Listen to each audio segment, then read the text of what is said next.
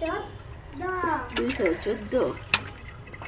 এই শীতে হাঁস খাবে না তা কি চলে? হাঁসের মাংস হাঁস কিভাবে খুব সহজে পরিষ্কার করে হাঁসের মাংস সুস্বাদুভাবে রান্না করে নেওয়া যায়, তাই আজকে আমি আপনাদের মাঝে শেয়ার করব। আসসালামু আলাইকুম, সকলে কেমন আছেন? আশা করি আল্লাহর রহমতে ভালো আছেন।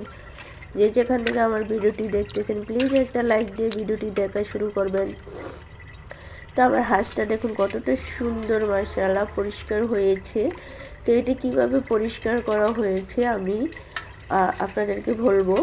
এটা হচ্ছে বাজার থেকে জব করে একদম বাজার থেকেই ক্লিন করে নিয়ে এসেছে, কোনো ঝামেলা ছাড়া। বাসায় কিন্তু কোনো ঝামেলা হয়নি, বাজার থেকে একদম ক্লিন করে নিয়ে আসছে।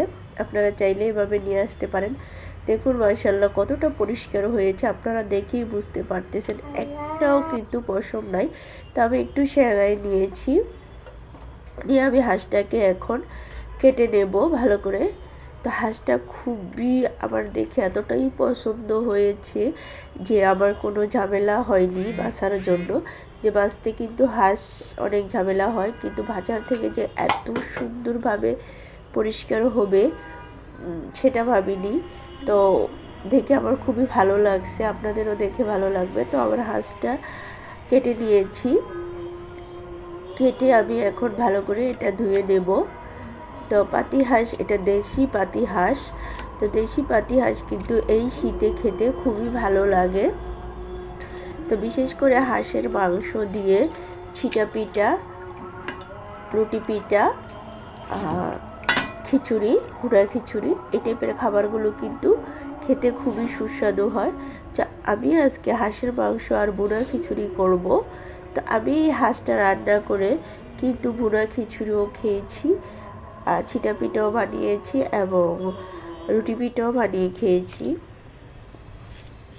তো হাঁসটা রান্না করার জন্য আমি কিন্তু প্রথমে একটা পাতিল বসিয়ে দিয়েছি, দিয়ে এটা পর্যাপ্ত পরিমাণে তেল দিয়েছি। তেল দিয়ে এখন আমি গরম মশলাটি দিয়ে দিয়েছি। গরম মশলা দিয়ে আমি এখন এটার মধ্যে মশলা অ্যাড করেছি। তো মশলাটা আমি দেওয়ার টাইমে আমার আসলে ভিডিওটা কি হয়েছে জানি না, একটু কালচা হয়ে গেছে, স্কিন হয়ে গেছে। তো বুঝতে পারিনি আসলে আমি কিন্তু মশলা দেই সময় ভিডিও করেছিলাম। তো আমি সব ধরনের মশলা দিয়েছি, হাঁসের মাংসের মধ্যে কিন্তু একটু মশলা বেশি ভালো হয়। তো আমি কিন্তু আদা রসুনের পেস্ট, হলুদের ফাঁকি, ধনিয়া ফাঁকি, জিরার ফাঁকি, মরিচ, তো সব কিছু দিয়ে কিন্তু আমি মশলাটা একদম কষিয়ে দিয়েছি। আর অ্যাকচুয়ালি আমি তেল খুবই কম খাই, হাঁসের মধ্যে প্রচুর তেল উঠেছে, তাই কিন্তু আমি ওই তেলটাও মানে পরিমাণ মতো দিয়েছি, অতটা যাতে বেশি না হয়। আবার বেশি তেল হলে কিন্তু খাওয়া যায় না। দেখুন কতটা তেল উঠেছে। তো আমি হাঁসটাকে খুবই ভালো করে কষিয়ে নেব। আর তরকারির স্বাদটাই কিন্তু বাড়ায় মশলা কষানো। তো যত বেশি কষানো যায় ততই কিন্তু খাবার তরকারিটা খুবই স্বাদ হয়। তো আমি হাঁসটা এমনভাবে কষিয়েছি যে একদম অর্ধেক সিদ্ধই হয়ে গেছে, যে কষানোভাবেই খাওয়া যাবে। যেহেতু আমরা হাঁসটা দিয়ে অনেক কিছু খাবো, তাই একটু হালকা জোর রাখবো। তো আমি এখন পানি দিয়ে দিলাম, যত পরিমাণের পানি দিয়ে দিলাম। তো পানি অ্যাড করে দিয়ে এখন আমি কিছুক্ষণ এটাকে রান্না করে নেব।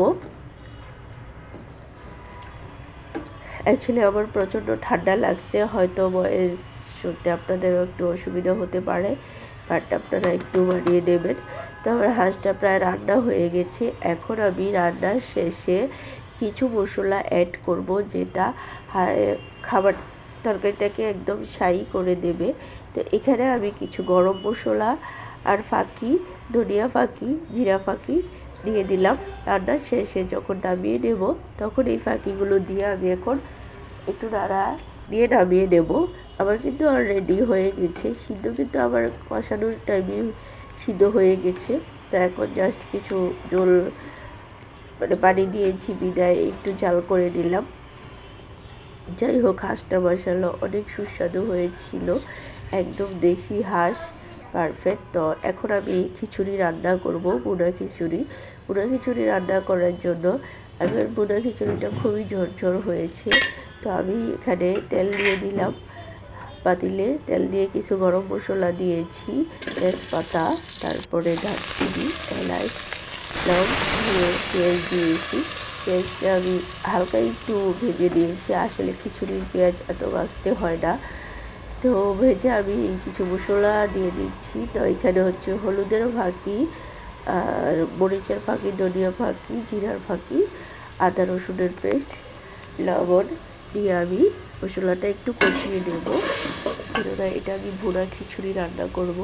তো আমি মূলত ভুনা খিচুড়ি এসে তবে মশলা কষিয়ে রান্না করে আবার দেখে যে চাউল ডাউল একসাথে দেখেছি বসাই। তো এটা খুবই কম রান্না করি, আর বিশেষ করে আমি কষিয়ে রান্না করি বেশ সব ধরনের খাবারই, মাছ, মাংস, তারপরে এগুলো আমার বিশেষ করে কষাইয়া ভেজে রান্না করতে ভালো লাগে, মানে খাবারটা বেশি স্বাদ হয়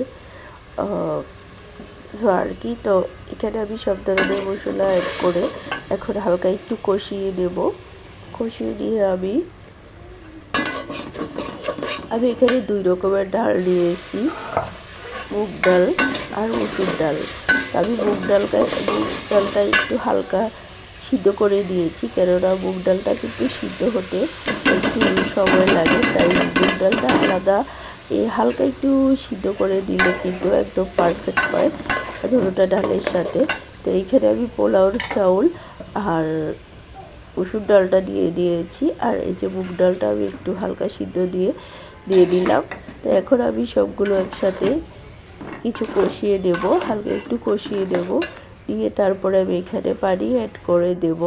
আমি অ্যাকচুয়ালি বিশেষ করে ঠান্ডা পানি অ্যাড করি, গরম পানিও অ্যাড করি মাঝে মাঝে।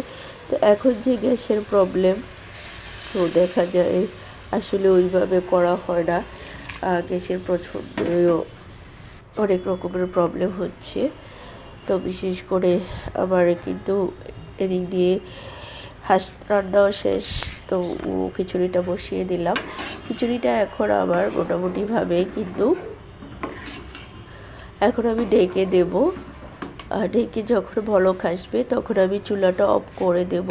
আমি একটু খুব ভালো করে বলক আনিয়ে চুলাটা অফ করে দেই, আর চুলাটা অফ করে দিয়ে কতক্ষণ রেখে যখন দেখি একদম উপর দিয়ে দেখা যায় একদম হয়ে গেছে, তখন আমি নাড়া দিই। আসলে আমি সাথে সাথে নাড়া দিই না, নাড়া দিলে দেখা যায় আমার কাছে যেমন সিদ্ধ হতে সময় লাগে, তো এভাবে যখন উপরটা একদম হয়ে আসবে তখন নাড়া দিলে কি একদম পারফেক্ট জড়জড়ে হয়। তো দেখুন কতটা সুন্দর হয়েছে আমার খিচুড়িটা কিন্তু অলরেডি হয়ে গেছে। তো আমি একটু নাড়াচাড়া দিয়ে আর একটু দমে বসিয়ে রাখবো যাতে একটু নরম হয়, কিন্তু এমনি কিন্তু ছিটে গেছে, চাল ডাল কিন্তু সব কিছুই একসাথে সুন্দরভাবে হয়ে গেছে। তারপরে একটু হালকা নরম হওয়ার জন্য আমি একটু কিছুক্ষণ বসিয়ে রাখবো 5 মিনিট। তো এইভাবে আমি বিশেষ করে খিচুড়ি